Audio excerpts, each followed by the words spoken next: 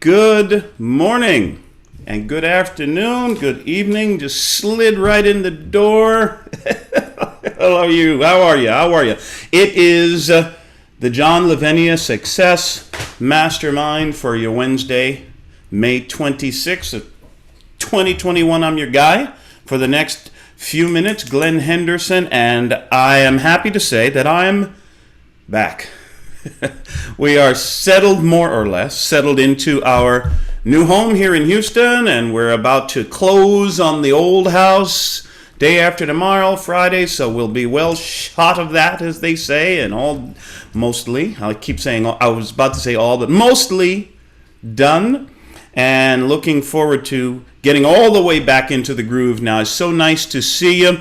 It is, again, as we say, it's Wednesday. Let's go do a little checking of the schedule. What do you say? Let's go see what is going on today. General session right in front of you right now, and then the hospitality suite right after this to come and hang out and chat and congregate. This afternoon, we've got Books for Britain at 3 Eastern Time with our friend Mandy Anderson.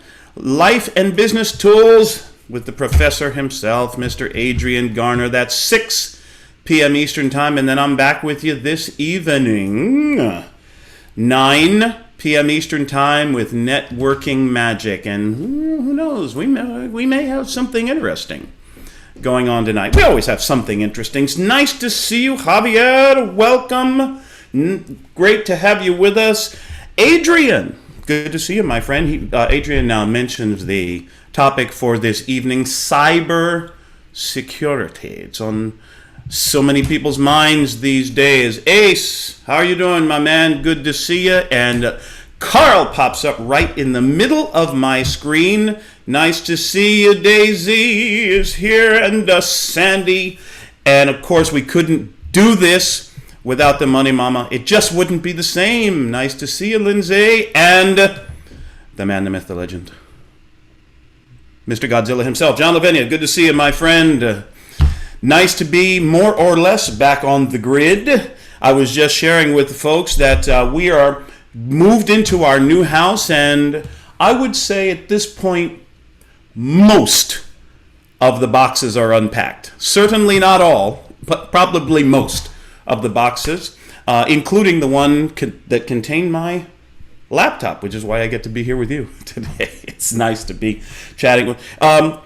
Something occurred to me today, or I was reminded of something, and this is getting to our topic today. Part of it is going to discuss something that you see here, but only in the context of something else. I was listening to a radio talk show.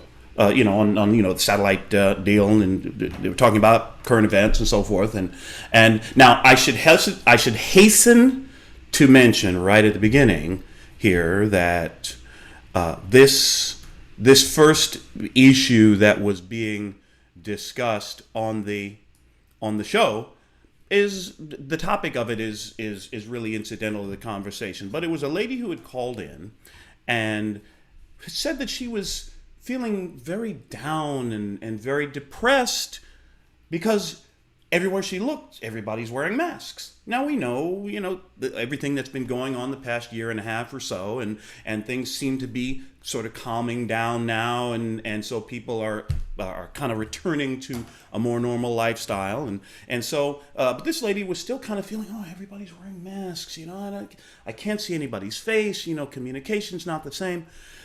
And then so she walked into a coffee shop while she's talking about being down and depressed, walked into a coffee shop, chose to take her mask off. Actually, she walked into the shop without a mask on at all. And she looked around and she noticed that after she walked in, 4 people around the coffee shop looked at her, took their masks off. And yet she was going on about how, she felt disconnected from people and the communication, can't see people's smiles. And I guess she never really caught on.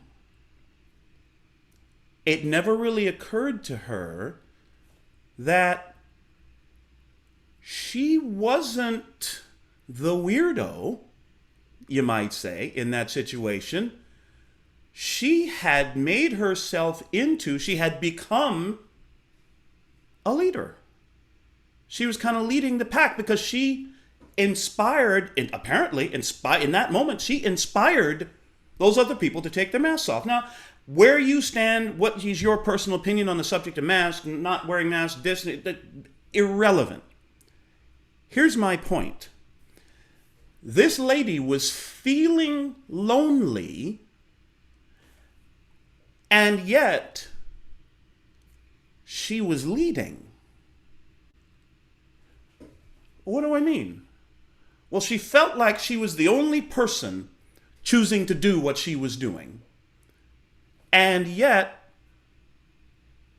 people who saw her doing what she was doing were inspired to act. Are you picking up what I'm putting down here? It's kind of like this. Ask yourself this question. Have you ever been in a situation where you decided to take a course of action, where you decided to strike out on some adventure or take on some new business project or whatever it might have been, and you kind of felt alone? You kind of felt like, well, where is everybody? Or you kind of felt a little weird because none or almost none of the people around you were even agreeing with or supporting what you were doing, let alone following you or seeking your counsel or emulating what you were doing. You ever felt like that? You ever felt like they're the only person in the world doing what you're doing? It's okay. It's okay. Here's my thought about this. If that's where you are mentally, emotionally, if you're feeling a little bit out to sea by yourself, like you're the only one on walking this path that you're walking, that's probably good news. Because as our good friend John Lavenia will tell you, most of the time, well, I wouldn't speak for John, but I would guess he might agree with the statement that in matters of personal development, in matters of success and personal growth and business, most of the time, the crowd is incorrect. Would that be about right? Well, let's see. Most of the time, the crowd is incorrect. Can I share an example from my own life of a time where I felt alone? A couple times I felt alone, and yet, as it turned out, I'd made the right decision. Not that I'm any big deal, although I am kind of a big deal, just like you are. But a couple of times. One time that strikes me was getting on the plane and flying 15 or 16 hours over to a place in the middle of the Middle East that I had barely heard of, knew absolutely nothing about, and yet I went to live there. What in the world are you doing, Glenn? What? Now, my mama loves me. Mama absolutely loves me and loves all her kids, and she is praised for us on a daily basis. So I knew I had mama's support, if you know what I'm saying. The thing is, not a lot of other people really got what I was doing or why. Like, why do you want to go all the way over there, man? Don't you know about those people over there? Don't you know that those folks are, well, Here's what I knew. I knew that this was an idea that came to me, the whole thought of living abroad, of taking this new job, this new gig, this new opportunity, and going and flying someplace where I didn't even speak the native language. For some strange reason, it made sense to me at that moment. And here's what happened. I lived there for 10 years. I met all sorts of really interesting people, made some wonderful friendships, met my wife in the course of living over there, and had quite possibly the most satisfying period of my career as a professional musician, because I had so many gigs, so many opportunities to do so many different things, both solo and with this band and that group and the other, and got to travel and sing and perform in so many countries which I had never been to, and wouldn't probably not have had the chance to go to, were it not for the fact that I jumped on that plane the first time and taken the risk. So, got on the plane by myself, didn't know a soul, changed my life. You're probably thinking of an example in your life where you have felt like you were the only person doing what you were doing, or believing what you believe, standing for what you stand for. Maybe you were the only person in your immediate circle or in your sphere of influence. And I'm here to tell you that you're probably right to take that stand, to take the action, to branch out in that area where people are saying to you, "Oh no, man, you ought not to do that." Now, Daisy, don't you understand how risky that is? Don't you understand? Nobody's doing that these days. Nobody's doing that anymore. Oh, man, you mean to tell me you let somebody talk you into believing you can make some money doing some investments? You mean to tell me you let somebody hoodwink you, bought one of them jive programs, make you think you can make some money selling stuff online? Come on, man. Really? Well, guess what? You're making money, aren't you? You have opened a door for yourself, for an opportunity for you to change your life, to grow a business, to grow yourself, and then in turn to share what you learn with someone else. You see, this is the key, I believe, to real leadership. You ready? One of the keys.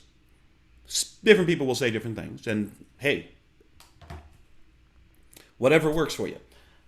For me, one definition of leadership is being willing to do the thing and actually doing the thing that other people aren't willing to do. And doing it long enough and consistently enough that sooner or later people will start to ask questions and want to know what you're doing. Now, you notice I didn't say doing it successfully enough. Although CEO of Hewlett-Packard once said, I forget his name, CEO of Hewlett-Packard once said, deliver good numbers and people will listen to you. Results speak. Right, John?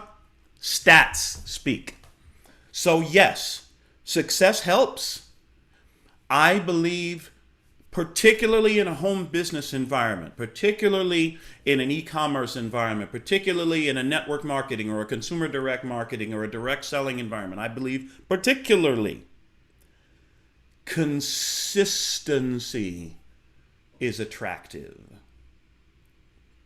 And having the courage to consistently work at your craft, to consistently build your business, to consistently put yourself out there in the marketplace and grow your audience, grow your following by this much, and start one new conversation, create one new connection, add one new customer, bring on one new customer, and to do that consistently and have people see that you haven't quit, that you will not quit. It's happened to me. It's happened to me. I'm the only person in my immediate family who's chosen entrepreneurship as a career. Everyone else in my family has chosen more traditional type jobs, more traditional type careers, and God bless them, more power. I've chosen this path. I've chosen entrepreneurship.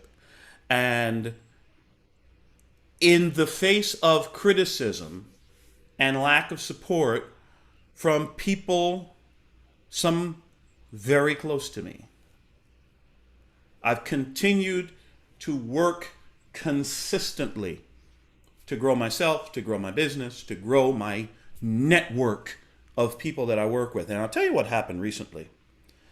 Somebody reached out to me on social media and said, Glenn, this is someone I'd really never had a conversation with.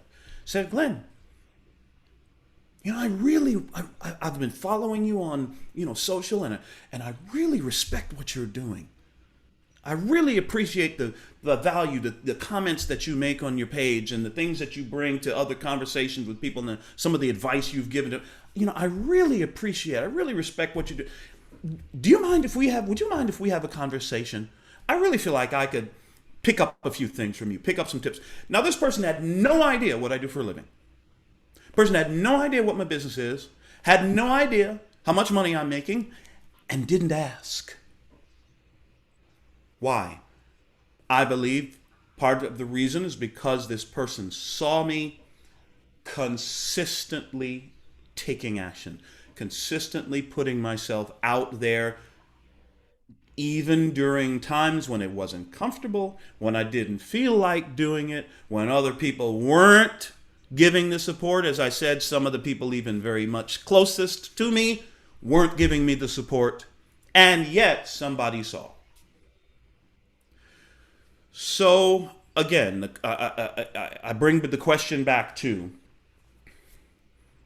are you lonely? Are you just lonely? Or are you leading? Earl Nightingale, one of the godfathers of the personal development movement. I bet John could quote some Earl Nightingale up one side and down the other. Yeah. Earl Nightingale once during his tape series, yes, I said tape series, called Lead the Field, which I wore out the cassettes, man. I used to driving around. One of my entrepreneur sort of like contractor jobs was in tech support in Mac consulting, and I used to listen to Earl Nightingale tapes driving around from client to client. And he said something that he noted was one of the great tragedies of young people in the world, teenagers, 20-somethings, millennials, if we want to call them that these days, that age group, particularly teenagers. He said, every day, he was talking about the tragedy of peer pressure and the tragedy of so many people submitting, bowing to peer pressure. He said, every day, these young, wonderful, impressionable people conform to one another. Now, if you've ever heard Earl Nightingale speak, I couldn't even begin to match that man's sonorous tones. Oh my goodness. Every day, these young, wonderful, impressionable people conform to one another. And what do? They sacrifice their individuality. They sacrifice their opportunity to make a ding in the universe. Put a ding in the universe, as Steve Jobs said. Why? Because I got to look like everybody else. Because I got to act like everybody else. Because I got to make the same business decisions or financial decisions as everybody else. Because I don't want to stand out. I don't want to stick out. I don't want to be weird. I don't want to be like all by myself doing that thing and nobody backing me up or supporting me. I'm here to tell you, So what? People don't back you up? So what? Here's what'll happen. Pick your path. Get on it. Get to work. Take action. Work on yourself. Work consistently. Yes, have success. We want to see your stats go up. Absolutely. We want to see you make money. John would say, let's have you make a spectacle of yourself, make so much money your friends don't even want to talk to you about it anymore. Yes, have success. Even equally as important, be consistent. Don't quit. Stick with it. Sooner or later, you may be alone now. You may be alone now in your venture, but I promise you, my hand to God, you won't be alone for long. I went out into the middle of the woods, into the middle of the West Texas Hill Country, by myself, okay, with my wife and me, and wrote this guy. All by myself. What are the statistics, John? Of the people who say they're going to write a book, what is it, like a half of 1% or something, 1 or 2% actually write it? Boy, this was kind of a lonely exercise. And you know what? Today, people literally all over the world are still writing and texting and emailing me to tell me that this lonely little venture made a difference in their lives. Go for it. Even if you're the only one going for it. Even if you feel, no, especially if you're the only one going for it. If you've done your homework, if you've taken advice from someone who knows, success leaves clues, so find someone who's successful at what you want to do. Talk to them, find out what they did, and do the same thing. Find out what you need to know to start your venture, then start your venture. Get on the road, take action, be lonely for a while. I promise you won't be lonely for long. Done. I am done running my mouth. I would love to hear your 1 out of 1,000, John says. So that is what? 1/10 of 1% of people who say they're going to write a book and who actually write it. So, wait, I just realized something. And I kid you not. This just dawned on me right this very second. May I engage in a little patting of myself on the back for a second? I am a world leader. Why? Because I'm part of the 1/10 of 1%. And listen, you don't have to write a book to be a leader. What you got to do is pick something. Decide. Pick something. Work at it, stick by it, stand by it consistently, and make it a right decision. Leader. Lead. Adrian, what's on your mind, my friend? Great topic, Glen. Absolutely agree with everything you said. Yes, this idea of being in the crowd, it's a great image to keep in your mind. I remember reading a book analyzing investment behavior, and the guy talked about everyone gathered around a lamppost which sheds a small pool of light. Everyone's in that pool of light looking at the same things. Very few people go outside the light and explore that dark area. And that's a great image that's always stuck with me. It really has. That's interesting. It's part of our comfort mentality, which is why you've got to bust the comfort zone and say, hey, the familiar is all very well and good, but it gets too familiar. And as you've always said to us, if you're left as being the smartest person in the room, you've outgrown the room. Bust your comfort zone, leave the pool of light. You've told us to leave the room before many times, Glenn. I think you're right about that. It's a risk. You've got to dive off the diving board. It doesn't always feel comfortable when you make your first dive into the swimming pool and you think, hey, I've never done this before. Can I actually jump off this board? Particularly when you go to a higher board, it's quite daunting. And I've experienced it firsthand. What you said is absolutely right. Particularly, you're confronted by people that have never done these things, so they can't see why you're doing them. They don't understand why you're doing them, and it frightens them because it's outside their comfort zone. And my personal experience was leaving a very secure, comfortable environment where nobody had ever done that. I just got all the qualifications, said I'm off. They said I was crazy, literally. Nobody had ever done it before. What on earth are you doing? You're going to wreck your career. And they actually then said, don't worry, this isn't going to work, but don't worry, because we'll take you back when you fail. When you come crawling back. Yeah, that is, if that wasn't every incentive not to jump off that board, you know, everything was weighed against me doing it, saying, don't do it, we'll take you back. But, you know, at some point, you've got to be able to push through those barriers and say, look, you know, what have you got to lose? What's the downside? Measure the downside. There's always a way of rebuilding, having another go. It's not the last thing you'll ever do.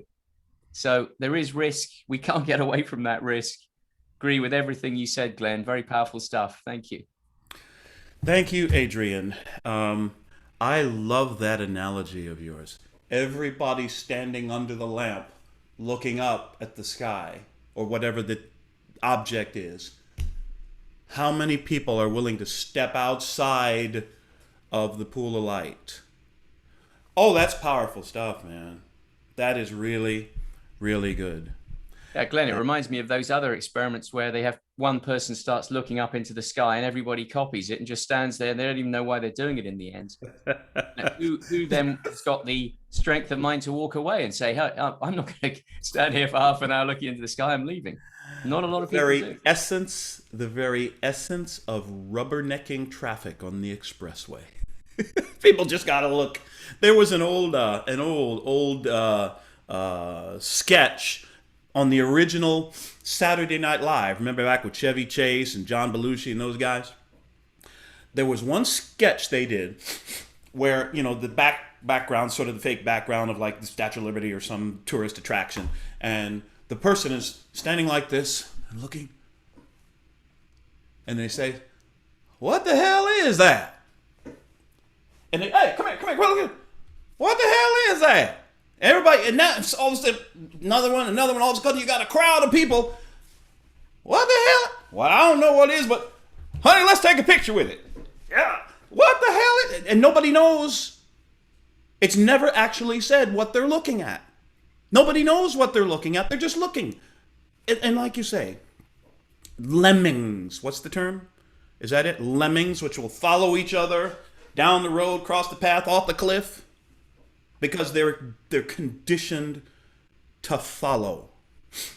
And it is my personal belief that one of the major problems with society in general today, the business environment today, these days, is that too many of us have unfortunately been conditioned to follow. Conditioned to conform to one another. One of the greatest compliments I've ever received in my life was when someone referred to me as the black sheep of my family. Maybe they should have said the white sheep. Would that have made more sense? You think? Anyway, somebody referred to me as the black sheep of my family. I said, thank you very much. I appreciate that. They were confused. I'm not sure they meant it as a compliment. I took it to mean, you know, Glenn, you're really unique. You are some kind of an independent thinker. You don't do the stuff that everybody else does just because everybody else is doing that stuff. Now, again, as we said at the beginning, be sure that you've done enough homework, you've sought advice from the right people, that is, people who have succeeded and are succeeding at what you're about to choose. Be sure that you are prepared with enough information that you've made an informed decision, if that makes sense. Once you ready to make that decision, decide and then get to work. Act, move, right? And as you say, Adrian, a lot of times people will think us strange. Anybody had that or had that experience recently? Maybe currently having that experience that the path you've chosen is strange to the people around you? Congratulations. You're probably on the right path. Stefan, what's happening, my friend? What's on your mind? Let me hear. Hey guys. Yeah, this actually hits home for me a lot because I felt like that many, many times throughout my life because my sisters, even though we're only a couple of years different removed, like they studied exactly what they wanted to study, went into that field, have stayed in that field, have had successful careers in that field. Good for you. God bless. That's wonderful. Um, must be nice. But all along the way, I've constantly done like, I'm gonna do this, and then had every single person, like my sisters, my friends, all going like, "Oh, that's really cool. Are you out of your freaking mind?"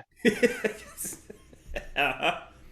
And I'm like, no. Like even when I was in culinary school, I'm like, the teacher asked, "Does anybody want to go to Germany for a year for free?" And my friend and I both looked at each other, and went, "Yeah." And everybody's like, "What are you gonna do? Cook Wiener Schnitzels?" I'm like, if I have to, it's free. So I moved to Munich for a year and got to travel around Europe. And Nice. back, I called college for photography, and they had a good salesperson, but it was out in Denver. It was the last time they were offering the program, and it was literally 3 weeks after moving home from Germany. And people are like, "Are you out of your mind?" And so I hopped a plane and moved again. It just and now I'm kind of running a farm. Even I'm asking myself, am I out of my mind? But it may actually turn into a business opportunity. I don't know. How do you like that? Yep. So, Because you chose to follow your own lights. yep. I said to the guy, I'm like, I don't care. I just like planting stuff. And next thing you know, I've got over an acre of land to be planting. I'm like, we could do something with this. By golly. Yeah. By golly. You know, I saw a quote. I'm full of quotes, right? I forget Hmm. who it was that said this. Steve, somebody, I think the name was. He said, "Leap, and the net will appear." You catch that? Leap, Usually. and the net will appear. Whoo! The issue is having the guts to take the leap when you can't see the net. Isn't that always the case? And that's why, absolutely. And that's why we're here as part of, love saying it, you know how much I love saying it, as part of the John Lavenia Success Mastermind, because we have the guts. We have had the guts to take the leap at least once. Yeah. And Love I, it. Love it. Thank you, Stefan. far That's as, great stuff, man. Go uh, ahead. real quick, as far as the most recent thing with the farm, I have to look into working out some sort of a contract if it does take off, because Mm-hmm. on the property they have, the shipping containers that they use on the big Oh, like yes. ships. He has one of those almost completely empty as a shed, which if you convert that into a mushroom farm for, it's not really that expensive to do because he has a lot of the equipment already. You could probably push out $100,000 culinary mushrooms in a year. My wife, during her university years, worked at a mushroom farm. It's Okay. hard work, but Yeah. there's money to be made in mushrooms. Who knew? Yeah. Surprisingly. You can get rich hauling garbage if you do it right. If you do it Yep. the right way. Hey, hey, it's Hung San. Good morning. How are you? You're still muted, my dear. Let me ask you. Oh, there you are. Yeah. Hello, Glenn. Hi, everyone. So happy to be here today. Sorry I was able to log on late, so I missed part of the conversation. Um, but for the bit I caught, something about the whole the leap and the net will appears. Something Yeah. about it, like it sounds like, I definitely feel that way. But okay, I am very confused today. I just wanted to share with the family. I just received a job offer yesterday, for a role that is finally not in retail apparel planning, which is great because, not obviously, I mean, retail has been suffering over the years, and the pandemic definitely, which is why it's hard to find a job. And now I have an opportunity to join a role that is definitely a step up, more responsibility in a company that was just recently acquired by a private equity firm. And that could mean a very stressful time, but it's also the expectations is they want the company to transform in terms of the way they work. It's supply chain focused, which is what I do, but usually in apparel, but now it would be in like just basically everything that's non-grocery, like all general merchandise. They have almost 20,000 different locations that they ship to, 40,000 SKUs. It's a big company. Okay, so the question is this. It's a great learning opportunity. I like the boss. It's technically outside my industry, but the kind of work I love. And I will be a good growing learning thing. Okay, but the weird thing is it's actually a dramatic pay cut. So I'm trying to just make sure in my gut, I'm saying it's the right thing from like a learning perspective. It will be something that will help me in the future. And it's just like the whole like take a step back to step forward. And I'm willing to make that investment. But it's just one of those things where like, apparently the company is very conservative in terms of pay. So in a weird way, it's almost like I know that I have to kind of like, if I do take this job, it's unlikely that I can get any sort of merit increase that will get me back to what I'm used to making. And it's almost like I would have to leave to get back to what I was making. It's just weird to start a venture when, it's almost like you have to leave. Anyways. So it's funny because like the mindset thing, right? Mindset thing, like, like you want to aim for it, right? And, and you want to, for example, like get the education and the learning so that you can move forward. But it just seems so unfortunate that even though I am excited about a role, it's just, I was like, why is it such a big pay cut? And like, I tried negotiating. They're like, no, it's not, this is just a bracket. And then like looking at salary.com and Glassdoor type stuff, they're very conservative. So, and I guess that's just their thing. So the confusion, if I understand you correctly, by the way, congratulations on the offer. Thank you. Yay, no, I'm excited. Thank you. It's a relief. Well, here let's think about this from a couple of different angles, and I would be absolutely thrilled to hear, and I imagine you would appreciate the thoughts of some wise heads. I'm looking at you, Adrian. I'm looking at you, Professor Lavenia. Anyway, here's my thought. In the first place, this sounds absolutely phenomenal. It sounds like an absolutely fantastic opportunity. I imagine, Hung San, you're familiar with Sir Richard Branson, the founder of the Virgin Empire. He said once, and we've heard it before, if you're offered an amazing opportunity and you're not sure you can do it, say yes, then learn how to do it later. This sounds to me like the type of work that is right up your alley and is offering you whole new vistas of opportunity for growth, for development, for learning, for growing a huge new network of business contacts and business relationships. All absolutely fantastic. And in my view, Adrian is about to share his. Oh, Matter of fact, Adrian, you first. Go ahead, sir. What do you think? Getting a bit of feedback there of somebody's mic. Can you mute everybody? Oh, there you go. That's better. I can hear you now. No, listen. I mean, Hung San, knowledge and experience are irreplaceable. Irreplaceable. You just can't buy enough of that. And in that example I gave earlier, that's exactly what happened. I went to them, I was grilled, and they said, look, you're coming to us from a completely different area. We just can't make enough money on you until you know what you're doing. You're going to have to take a pay cut. And I didn't hesitate because I needed that knowledge and I wanted that experience. And they taught me everything I know about things I didn't even know I was going to be learning, about getting business, tendering, competing, all sorts of hard skills on technical things, but a lot of other skills about running businesses, getting in front of people.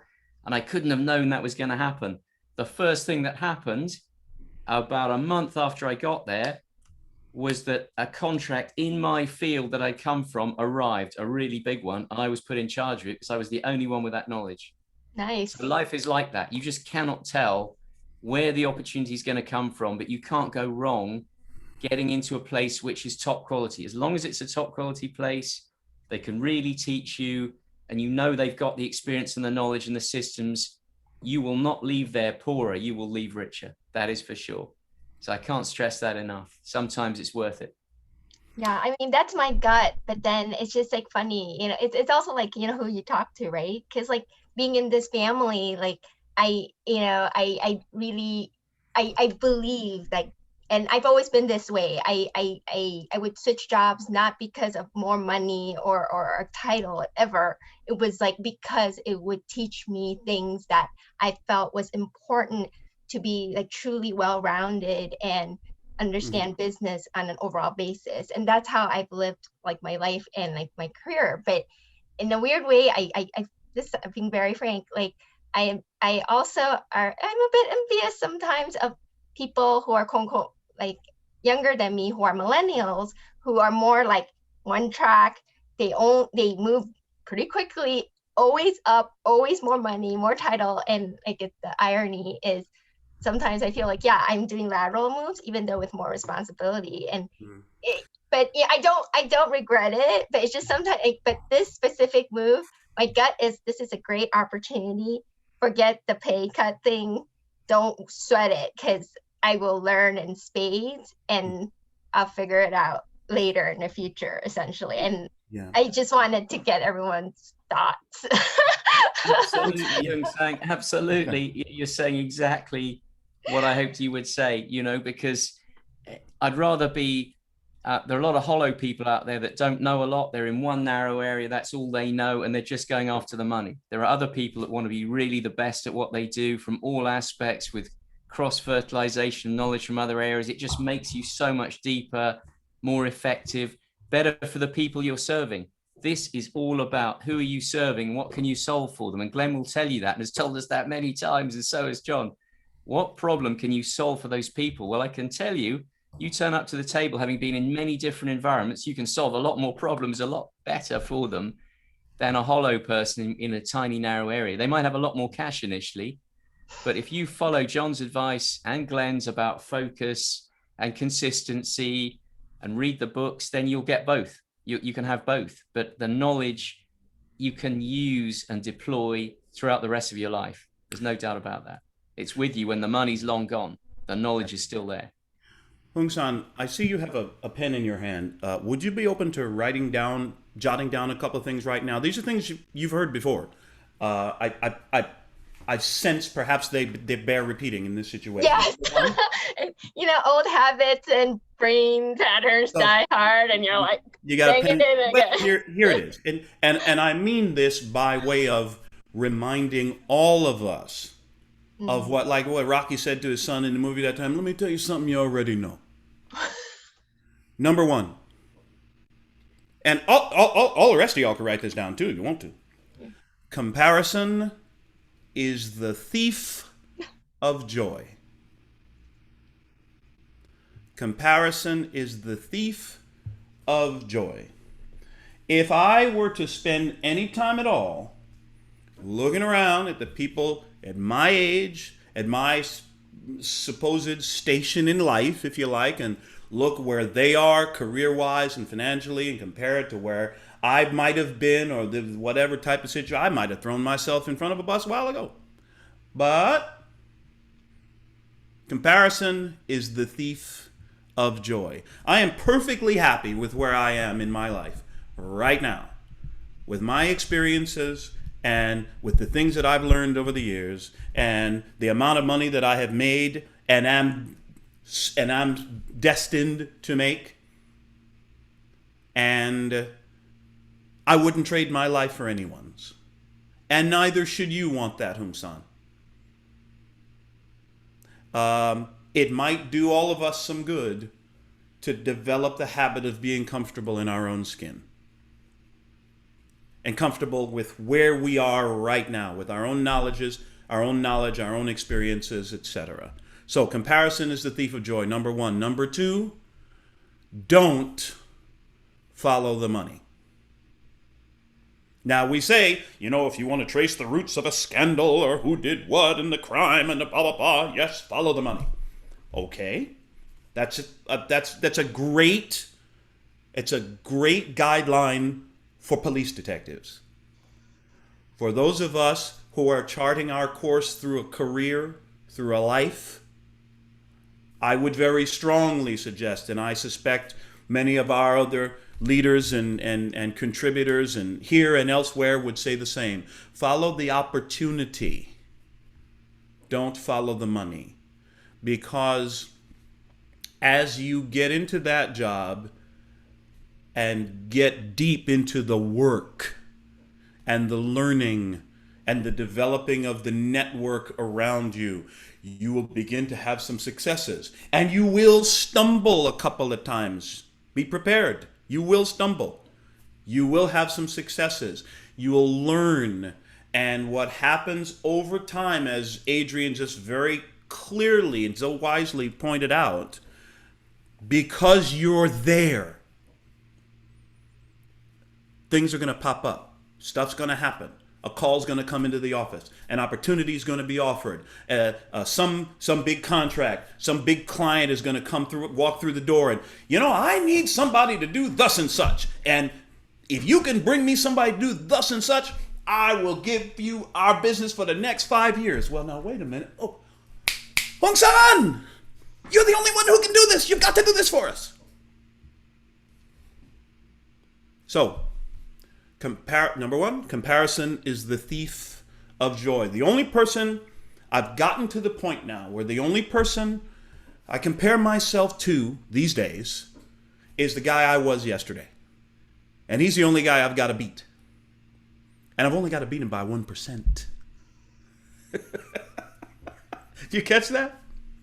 Comparison is the thief of joy. Number two, follow the opportunity, not the money. Stefan could tell us a little bit about following the opportunity. And so, I suspect, could our friend Mr. Lavenia, and many of the rest of us here have chosen a path that may have involved a pay cut. This guy, it worked out okay later. So, does that help, Hung-san, in your thinking, in your decision process? Yeah. I mean, definitely. I think because being frank, like this is not the first pay cut to learn. Like I've definitely done it, honestly, multiple times. Pay cut, yeah. I'm like, am I insane? But yeah. Okay, let me ask you a question. I don't know, but the weird thing is, I haven't regretted it. You just answered the question I was going to. I haven't regretted it. I'm like, I love not just the learning part, but because I have this strange hybrid of a background in my field, I have been able to tackle and solve problems that are like not your average problem. And and it's just that but it is a mindset thing. I do all this stuff, but I never ask for that raise or be aggressive about it. Or when I ask, I get like shooed away, and then I'm not persistent. I mean, yeah. But regardless, I am grateful that I have not regretted how my life or my career has been, and I don't know. It's funny, but it's just like I'm like, oh man, like yet again, why? You know what, Hung San? But it's okay. It's okay. You know what, Hung San? You're one of the most courageous people I know. You're one of the most courageous people I know. How many people, I'm not going to ask for a show of hands, how many people do we know? How many of us would be willing, would have the guts to take jobs with multiple pay cuts in order to learn something new, in order to develop a deeper foundation of experience, in order to strengthen our knowledge and our skill in a particular area, a particular industry? I don't care if I make less money. I'm doing this because I know it's a good opportunity. That takes guts, son. You hearing me? Oh, Courage. Thank you. Gumption. I do, yeah. If anything, I have gumption. I'm just not very good about how to parlay that into an actual. May I suggest a slight, ever so slight reframing of language? Oh, okay. I have gumption, and I am part of the mastermind so that I can learn how to parlay that gumption into more financial opportunity. I am learning to parlay my courage into more financial opportunity. When I say I'm not very good at, what am I doing? I'm putting a stop sign in front of myself. Yes. I'm essentially saying I can't, right?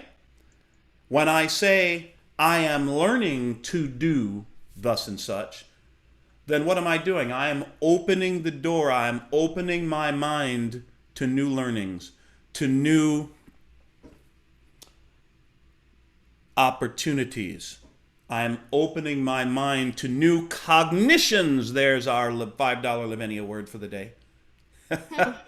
I'm opening my mind to paradigm shifts, to changes in my thinking.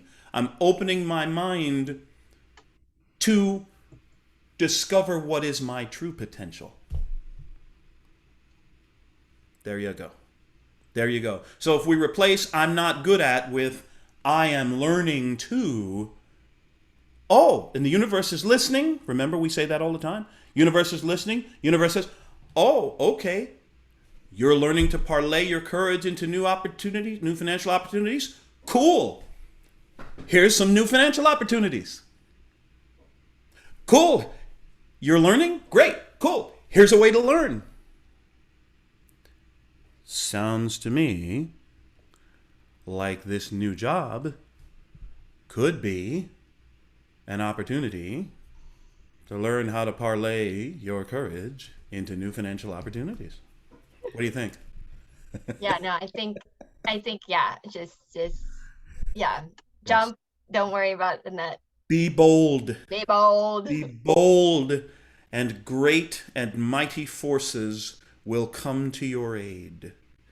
Listen to me, Hung San. Be bold. Bold. And great and mighty forces will come to your aid. It's not original with me. Somebody will tell me, Adrian, was it good? Anyway, act boldly. The universe is paying attention. Always act boldly. Thank you. Absolutely. Very grateful to you. What a wonderful conversation. I am so excited. Yes, Adrian. To boldly go. You know, when I sign copies of the book, you know how I sign it? And anybody, by the way, you want an autographed copy? Let me know. Send me your address. I always sign books when I send an autographed book. I always sign them to Ace, to Hung San, to John, to Lindsay, to Linda. Boldly go. And I don't just mean it as a little Star Trek thing. I mean it as a guideline for living. Boldly go. Act boldly. Be bold. Go on your own if you have to. And I promise you, great and mighty forces will come to your aid. Oh, love y'all.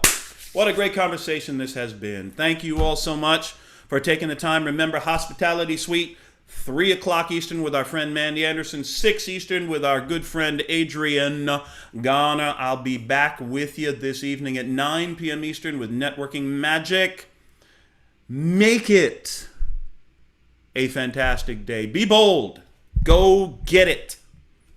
Love y'all. See you soon. Bye for now.